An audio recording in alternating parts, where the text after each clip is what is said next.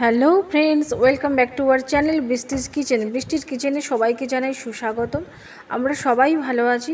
তোমরা কেমন আছো? আই হোপ তোমরা সবাই ভালো আছি। আর তোমাদের শুভকামনা, তোমাদের ভালোবাসাতে আমরাও সবাই ভালো আছি। তো চলো, আজকে নিয়ে চলে এসেছি নতুন একটা রেসিপি। আমি অনন্যা তোমাদের কাছে আজকে নিয়ে এলাম আজকে কাশ্মীরি আলুর দম। কাশ্মীরি আলুর দম লাগতে কী লাগবে সেটা আমি তোমাদের কাছে দেখাচ্ছি। এখানে আমি আলুগুলোকে পরিষ্কার করে কেটে ভালো করে ধুয়ে নিয়েছি। ধুয়ে নিয়ে ওগুলোকে আমি একটা চুপড়িতে রেখে নিয়েছি। আর নিয়েছি কিছু পেঁয়াজ কুচি, তার সাথে নিয়েছি টমেটো কুচি, আর কিছু কাঁচা লঙ্কা নিয়েছি। যে যেমন ঝাল খাও সেরকম ঝাল মতো কাঁচা লঙ্কা। আর এখানে আছে আদা রসুন পেস্ট। আদা রসুনটাকে আমি একসাথেই পেস্ট করে নিয়েছি, আলাদা আলাদা করে পেস্ট করে নিই। আমি একসাথেই আদা রসুনটাকে একদম পেস্ট করে নিয়েছি। আর এই দিকে আরও কিছু মশলা লাগবে। এখানে আমি নিয়েছি টক দই। টক দইটাকে একটু আমি নুন দিয়ে পরে ফাটিয়ে নেবো। কেন ফাটাবো সেটা আমি তোমাদেরকে পরে বলছি। আর নিয়েছি স্বাদ মতো অল্প একটু চিনি। একটু চিনি দিলে কালারটা ভালো হয়। আর একটু রঙের জন্য নিয়েছি কাশ্মীরি রেড মির্চ। আর এখানে আমি ফোড়নের জন্য নিয়েছি তেজপাতা, 2 টুকরো দারুচিনি, 2টো এলাচ, 4টে লবঙ্গ, আর কিছু কালো গোলমরিচ। আর নিয়েছি হলুদ গুঁড়ো। আর ঝাল অনুযায়ী, যে যেমন ঝাল খাও সেরকম ঝাল অনুযায়ী লঙ্কা গুঁড়ো, যে যেমন খাবে সে সেরকম নেবে। আর এখানে নিয়েছি ধনিয়া গুঁড়োটাও 1 চামচের মতো দেবো। আর নিয়েছি জিরে গুঁড়ো, স্বাদ মতো নুন নিয়েছি। আর পুরো রান্নাটা আমি সর্ষের তেলে করব। যে সর্ষের তেল ইউজ করে সেই সর্ষের তেলেই রান্না করবে। আর এখানে আমি 2 চামচ পোস্ত, 3-4 চামচের মতো চারমগজ আর কাজু নিয়েছি। এই কাজুটাকে আমি একটু বাটিতে নিয়ে একটু জলে 5 মিনিট ভিজিয়ে রাখবো। 5 মিনিট জলে ভিজিয়ে রেখে সেটা আমি একটা পেস্ট বানিয়ে নেব। এটা হচ্ছে এই আলুর দমের টেস্টটাকে সম্পূর্ণভাবে বাড়িয়ে দেবে। তো চলো, এটাকে আমি এখন জল দিয়ে ভালো করে ভিজিয়ে রেখে দিই। এটাকে আমি 5 মিনিট বাদে পুরো পেস্ট করব। এটা যদি আমি 5 মিনিট বাদে জলে ভিজিয়ে যদি আমি এটা পেস্ট করি, তাহলে পেস্টটা পুরো একদম একদম পাতলা লিকুইড হবে, খুব সুন্দর পেস্ট হবে, মনের মতো পেস্ট হবে। এটা আজকে টিপস দিলাম। আজকে টিপস হলো, এগুলো পেস্ট করার আগে, যে কোনো মশলা পেস্ট করার আগে তাকে যদি আমি জলে কিছুক্ষণ ভিজিয়ে রেখে দিই, তারপর যদি একটু পেস্ট করি, তাহলে সেই পেস্টটা খুব সুন্দর হবে। তো চলো, গ্যাস জ্বেলে নিলাম। গ্যাস জ্বালার পর কড়াটা বসিয়ে দিয়েছি। দেখো কড়াটা গরম হয়ে গেছে। তো আমি এখন আলুগুলো ভেজে নেওয়ার জন্য সর্ষের তেল নিয়ে নেব।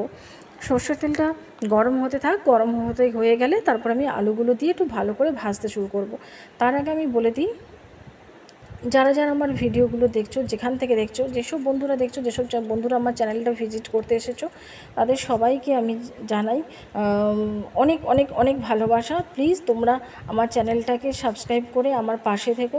যারা আমার ইউটিউব থেকে দেখছো তারা আমার চ্যানেলটাকে সাবস্ক্রাইব করে নেও। আর যারা আমার ফেসবুক পেজ থেকে দেখছো, তারা প্লিজ আমার পেজটাকে ফলো করে আমাকে একটু সাপোর্ট করো। আর আমার রান্না তোমাদের কেমন লাগে প্লিজ সেগুলো একটু কমেন্ট করে জানাবে। তোমাদের কমেন্ট পড়তে আমার খুব ভালো লাগে। দেখো, এই আলুর মধ্যে আমি একটুখানি হলুদ গুঁড়ো দিয়ে দেবো, আর অল্প একটু নুন দিয়ে আলুটা আমি এখন ভালো করে ভেজে নেব। আলুটা যদি এখানে ঠিকঠাক করে ভাজা হয়, তবে দেখবে আলুর দমের একটা টেস্টটা কিন্তু বদলে যায়। আলুর দমের পুরো কাঁচা কাঁচা যে একটা গন্ধ থাকে সেটাও চলে যায়। আর আলুর ভাজার যে একটা আলাদা স্বাদ, সেটা কিন্তু তরকারির টেস্টটাকে অনেক মাত্রায় বাড়িয়ে দেয়। তো এখানে আমি এখন আলুগুলো ভালো করে ভেজে নিই। দেখো অনেকটা প্রায় ভাজা হয়ে গেছে। তো আমি একটু ঢাকা দিয়ে দিই। যদি একটু ঢাকা দিয়ে ভাজি না, তাহলে আলুটা অনেক তাড়াতাড়ি খুব সেদ্ধও হয়ে যাবে। তো দেখো, ঢাকা দিয়ে আমি মাঝে মাঝে একবার নেড়ে নেব। এর মাঝেও আমি একবার নেড়ে নিয়েছিলাম, সেটা আমি দেখালাম না। তো আমি আরেকবার ভালো করে আলুগুলো নেড়ে নিলাম। দেখো, আলুগুলো প্রায় আমার ভাজা ভাজা হয়ে গেছে, যথেষ্ট ভাজা ভাজা হয়ে গেছে। তারপর আমি মশলার সাথে আবার কষাতে শুরু করলে তখন আবার আলুটা আরও ভাজা হয়ে যাবে। তো আলুগুলোকে আমি এক এক করে এখন আমি তুলে নেব, একটা বলে তুলে নেব। তো আস্তে আস্তে আমি এগুলোকে তুলতে শুরু করবো। তো তোলার সময় সাবধানে তুলবে, যেন না তেল পড়ে। তো সব আলুগুলো আমি তুলে নিলাম। এখন আমি ওই তেলে আর একটু তেল অ্যাড করে সেখানে আমি চিনিটা দিয়ে দেবো। যে চিনিটা আমি নিয়েছিলাম সেই চিনিটা আমি দিয়ে দেবো। চিনিটা দেওয়ার পর আমি একটু ওয়েট করব, যাতে চিনিটা লাল হয়ে ভেসে ওঠে তেলের মধ্যে। যদি চিনিটা লাল হয়ে তেলের মধ্যে ভেসে ওঠে, লাল মানে একটু ক্যারামেল কালার হয়, তাহলে কিন্তু তরকারির কালারটা খুব সুন্দর হয়। যে কোনো তরকারিতে তার কালারটা খুব সুন্দর হয়। এখন আমি তেজপাতা আর গোটা গরম মশলাগুলো আস্তে আস্তে দিয়ে দেবো। দিয়ে তারপর আমি এটা নাড়তে থাকবো। যখন এটা থেকে একটা আলাদা খুব সুন্দর ফ্লেভার বেরোবে, খুব সুন্দর একটা ভাজা ভাজা গন্ধ বেরোবে, তখন আমি পেঁয়াজ কুচিগুলো আস্তে আস্তে দিয়ে ভালো করে নাড়তে থাকবো। পেঁয়াজগুলোকে আমি একদম ডিপ ফ্রাই করবো না, একটু হালকা কালারটা জাস্ট চেঞ্জ হয়ে যাবে, একটু বাদামি বাদামি কালার আসবে, তখন আমি অন্য মশলা দিতে শুরু করবো। এখন আমি পেঁয়াজগুলোকে সব দিয়ে দিলাম। পেঁয়াজগুলোর সাথে যখন এই গোটা গরম মশলার একটা আলাদা ফ্লেভার আসে, এত সুন্দর লাগে, পেঁয়াজগুলোকে দিয়ে আমি একটু ঢাকা দিয়ে দিলাম যাতে পেঁয়াজগুলো খুব তাড়াতাড়ি নরম হয়ে যায়। দেখো পেঁয়াজগুলো নরম হয়ে গেছে। এখন একে একে আমি সব মশলাগুলো দিয়ে দেবো, যা যা আছে সব দিয়ে দেবো, যেমন টমেটো কুচি, কাঁচা লঙ্কা কুচি, আদা রসুনের পেস্ট, এগুলোকে আমি আস্তে আস্তে দিয়ে সব গুঁড়ো মশলাগুলো আমি আস্তে আস্তে অ্যাড করতে থাকবো। তো এখন আমি এই মশলার সাথে এই যে নতুন যেগুলো দিলাম উপকরণগুলো, সেগুলোকে আমি এখন ভালো করে মিশিয়ে নেব। মিশিয়ে নিয়ে আস্তে আস্তে আমি সব গুঁড়ো মশলাগুলো দিয়ে দেবো পরিমাণ মতো হলুদ গুঁড়ো, আমি এখানে 2 চামচ হলুদ গুঁড়ো দেবো, পরিমাণ মতো হলুদ গুঁড়ো দেবো। আর যে যেমন ঝাল খাও সেই রকম স্বাদ অনুসারে তোমরা লঙ্কা গুঁড়ো দেবে, যেহেতু কাঁচা লঙ্কা আছে, কাঁচা লঙ্কা থেকে একটা ঝাল আসবে, সেরকম তোমরা যে যেরকম ঝাল খাও সেরকম পরিমাণ মতো তোমরা লঙ্কা গুঁড়োটা ইউজ করবে। কাঁচা লঙ্কাটা যে আছে সেটা মাথায় রেখে। তারপর আমি দিয়ে দেবো ধনিয়া গুঁড়োটাও আমি 2 চামচের মতো দেবো, আর দেবো জিরে গুঁড়ো। ব্যাস এইগুলো দিয়ে তারপরে ভালো করে মশলাটা কষতে থাকবো। আর হ্যাঁ, কাশ্মীরি রেড মির্চি তো আমরা অবশ্যই দেবো, সেটা দিলে অনেকে আবার কাশ্মীরি আলুর দমটা কালারফুল খেতে চায় না, অনেকে হচ্ছে একটু সাদা সাদা পছন্দ করে। যারা সাদা পছন্দ করো তারা হলুদ গুঁড়ো ও এগুলো স্কিপ করে যাবে, আর যারা একটু কালারিং পছন্দ করো তারা তোমরা আমার রেসিপিটাই ফলো করো। আর যারা সাদা তরকারিটা খেতে ভালোবাসো, সাদা রেসিপিটা পছন্দ করো, তারা তোমরা জাস্ট হলুদ গুঁড়োটা অ্যাভয়েড করে যাবে, আর কাশ্মীরি রেড মির্চটাও অ্যাভয়েড করে যাবে। কিন্তু আমার মেয়ে হচ্ছে ও একটু সাদা থেকে কালারিং খেতে ভালোবাসে, যার জন্য আমরা একটু কালারফুলি করতে ভালোবাসি।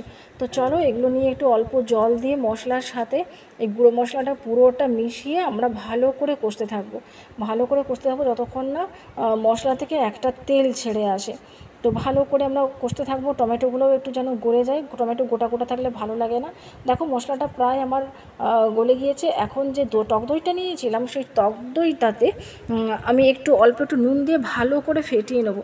আমরা যদি টক দইয়ে নুন দিয়ে ভালো করে ফেটিয়ে নিই, তাহলে কি হয় বলো তো, দইটা না তরকারিতে দেওয়ার পর আর কেটে যায় না, ছানা ছানা ছানা ছানা হয়ে কেটে যায় না। ওটাকে ভালো করে একদম সফটভাবে সফটভাবে একদম ফেটিয়ে নিয়ে আমরা এখন ওটাতে দিয়ে দিলাম। আবার দইটা দেওয়ার পর দইতে যে বাটিটাতে যে দইটা ছিল সেটাকে একটু জল দিয়ে ভালো করে ওর মশলার সাথে কষতে থাকবো। বিশ্বাস করো বন্ধুরা, এত সুন্দর মানে খেতে হয়েছিল, তুমি ভাবতে পারবে না। আমার রেসিপিটা একবার তোমরা ট্রাই করে দেখো, তোমরা ট্রাই করে দেখলে তোমরা বুঝতে পারবে। দেখো পুরো যেমন কালারটা হয়েছে তেমন অপূর্ব স্বাদ হয়েছে। তারপর আস্তে আস্তে আমি আলুগুলোকে দিয়ে দেবো, ভেজে রাখা আলুগুলো যেগুলো তুলে রেখেছিলাম, সেই আলুগুলোকে দিয়ে মশলার সাথে ভালো করে কষতে থাকবো। একদম মশলার সাথে এত ভালো করে কষতে থাকবো, এই কষার ওপরে অনেকটা আলুর দমের টেস্ট ডিপেন্ড করে। একদম এখানেই অর্ধেকটা প্রায় সেদ্ধ হয়ে যাবে। তো এখানে ভালো করে কষতে থাকবো মশলা, এটা আমি ভালো করে কষতে থাকি। ততক্ষণ তোমাদেরকে আমরা বলি, প্লিজ প্লিজ প্লিজ তোমরা কে কোথা থেকে আমার ভিডিওটা দেখছো, প্লিজ তোমরা একটু কমেন্ট করে জানিও। আর তোমরা যদি যারা আমার ইউটিউব চ্যানেল থেকে ভিডিওটা দেখছো, প্লিজ আমার চ্যানেলটাকে সাবস্ক্রাইব করে নিও। আর যারা ফেসবুক পেজ থেকে আমার ভিডিওটা দেখছো, তারা প্লিজ আমার পেজটাকে ফলো করে আমাকে একটু পাশে থেকো। দেখো এখন আলুদমটা কষতে কষতে আমি পুরো আন্দাজ মতো নুন দিয়ে দেবো, নুন দিয়ে আবার ওটাকে ভালোভাবে কষতে থাকবো। কষতে কষতে একটু ঢাকা দিয়ে কষতে থাকবো। ঢাকা দিয়ে কষতে থাকলে কি হয় বলো তো, তাহলে আলুটা অনেক তাড়াতাড়ি সফট হয়ে যায়। এখন মোটামুটি দেখো আলুটা ভালো সাথে মশলার সাথে কষা হয়ে গিয়েছে। এখন আমি এটাতে জল দিয়ে দেবো। জলটা কিন্তু আমি অনেকটা একটু পরিমাণ মতো বেশিই দেবো, কারণ যখন আমি সেই কাজু বাটা, পোস্ত বাটা, চারমগজ বাটাগুলো দেবো না, তখন জলটা অনেকটা খাপ হয়ে যায়, অনেকটা এতটা ঝোল থাকবে না, তখন জলটা অনেকটা, গ্রেভিটা অনেকটা মাখা হয়ে যায়। তাই জন্য জলটা আমি একটু বেশি দেবো, দিয়ে ঢাকা দিয়ে আমি এটা সেদ্ধ করতে থাকবো। দেখো মোটামুটি আমার সেদ্ধ প্রায় হয়েই গিয়েছে। এখন আমি সেই যে পেস্টটা বানিয়েছিলাম, পোস্ত, চারমগজ আর কাজু বাদামের যে পেস্টটা বানিয়েছিলাম, সেই পেস্টটাকে আমি এখন দিয়ে দেবো। এটাকে আমি দিয়ে বেশি ফোটাবো না, বেশি সেদ্ধ করব না। মোটামুটি এটা দেওয়ার পর একটুখানি ভালো করে একটুখানি সেদ্ধ করে, মানে একটু জাস্ট একটু কয়েকবার 1-2 মিনিটের জন্য একটুখানি সেদ্ধ করে নেবো, ব্যাস, তাহলেই হয়ে যাবে। এটাকে দিয়ে আমাকে বেশিক্ষণ সেদ্ধ করতে হবে না। তো চলো, দেখো, এটা দেখার পর দেখো আমার আলুরদমটা প্রায় একদম রেডি হয়ে গিয়েছে, দেখো একদম মাখা মাখা হয়ে গিয়েছে। তো আমার চ্যানেলটাকে তোমরা ফলো করে এই রেসিপিগুলো করতে পারো। দেখো এত সুন্দর দেখতে হয়েছে, ততটাই সুন্দর টেস্টি হয়েছে। তো তোমরা অনেক রকমভাবে ট্রাই করেছো কাশ্মীরি আলুরদম, তো আমার রেসিপিটা একবার ফলো করে দেখতে পারো, কেমন লাগে জানাবে। আর আমার ভিডিও তোমাদের কেমন লাগে, তোমাদের যদি কোনো রিকোয়েস্ট রেসিপি থেকে থাকে আমাকে সেটাও কমেন্ট করে জানাবে। আজকে তবে আসি, টাটা।